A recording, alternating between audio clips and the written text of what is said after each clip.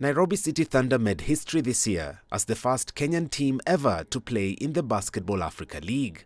In May, the Kenyan champions competed at the BAL's Nile Conference in Kigali. Since being acquired by Twende Sports Limited, the Thunder took a bold new direction to run as Kenya's only full-time professional basketball team. When we started Twende Sports, we had a focus on basketball, and we wanted to build out the basketball ecosystem. And so we actually started in youth basketball and the street league. But as we got into it, we realized that if we really want to build up the sport, we have to build it at the highest levels, right?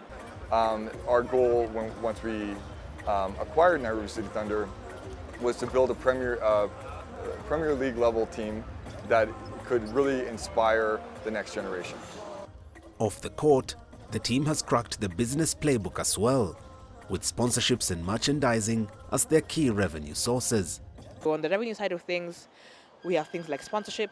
Right now, that's our biggest revenue source. We also have invested in merchandising.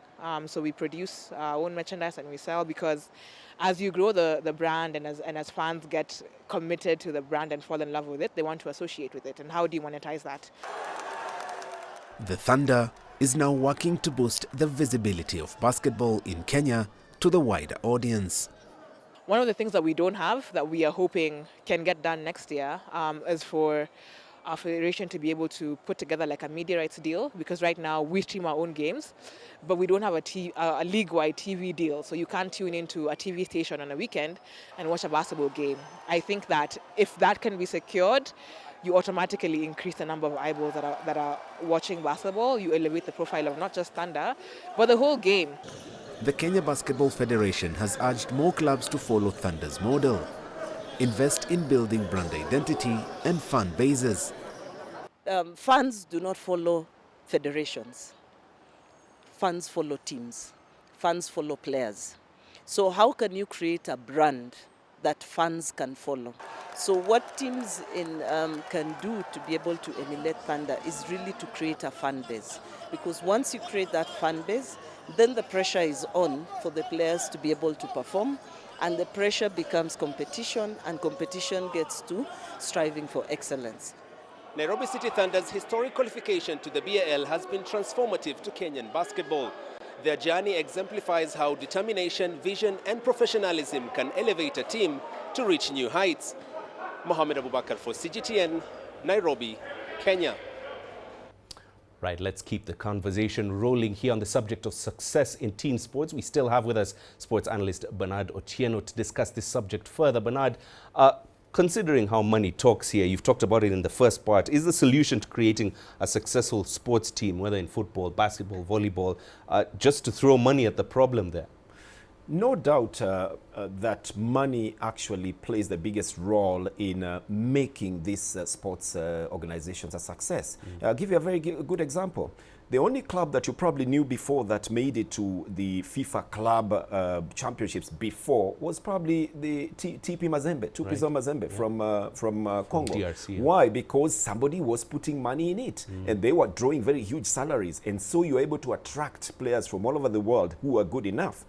It happens. So if you don't have the money, yes, you're going to be limited. Now, I'll tell you, some teams that have money do not want to go to the top, because some of these teams that are sponsored by organizations are probably for CSR activities, for corporate social responsibility. So they don't want them to go further than just being mentioned around there to keep the name of the company or maybe the product that they have running and over again. But if you really want to be a success at the top and you want to play the top teams around the world, there's got to be money in it. All these big teams have big budgets. They pay players very well, upwards of $5,000, $6,000 US if you're talking about Africa. In other places, it's much bigger than that. That's how you attract the best of the players into your team. So if you don't have the money, then how are you going to run that? It's not possible. And success doesn't come in one season. You must have a projection of probably 2 or 3 seasons for you to be able to get to the top. Then once you have that consistency, and now you have that money coming in, you repackage yourself to be able to get that money and to be able to run the club. So yes, money is at the heart of it all. And I think that even CAF and even FIFA have tried so many times to be able to inject money into attractive tournaments so that clubs can be able to make some money as they try to grow. Right, and considering how expensive it is, obviously, to run a sports team, you're not just paying for one athlete going to run, all over the globe. Here, you're considering, 11 players, 15, 25 actually. 25. 25 in a team, plus the officials. Yes. Right. How hard is it to generate funds? And should those interested in team sports maybe just look for an owner or corporate sponsorship in order to succeed? Corporate sponsorship would do very well for the clubs, and it comes also with the tough. Once you're already looking good and you've packaged yourself well, then all the corporates want to be associated with you. In the initial stages, you need somebody who's bankrolling your operations, because we're talking about 25 players. You're talking about maybe 5 officials at the minimum. You're talking about at least a 3-night stay if you really want them to perform. Arrive a day before, acclimatize, play, sleep, and leave the 3rd night. So you're talking about probably 3 nights of accommodation. Then you're talking about allowances. If you're to do the mathematics of just the business of sports, even at the most basic level, ground transport alone to the venue for training, hiring of the training venue if it is not yours, and then paying them for their allowances for the day, and then match-winning bonuses, or even just for drawing, and then even the kits themselves, the balls themselves, and then the cost of transporting them, accommodating them for one night. It's a lot of money. So obviously it does well when you have a corporate sponsor to come in.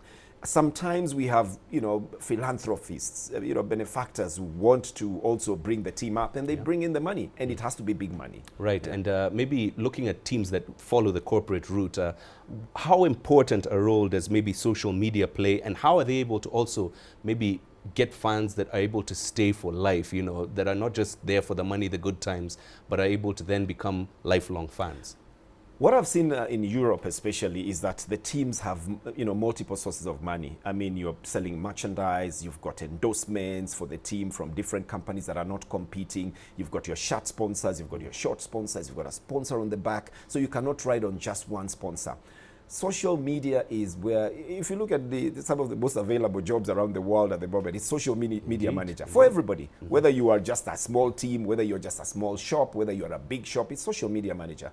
And these ones do well to be able to put the teams out there, package the teams out there, whether it's on all the social media platforms as we know them. We call them new media in journalism. All of them, you need to package yourself and put yourself there. So even for small teams, even for big teams, even for corporate teams, even for community teams that are probably not sponsored by corporates, you need to put yourself out there because of the audience. The audience is out there and they're waiting for you, so you need to package yourself like that. It's really helped them out.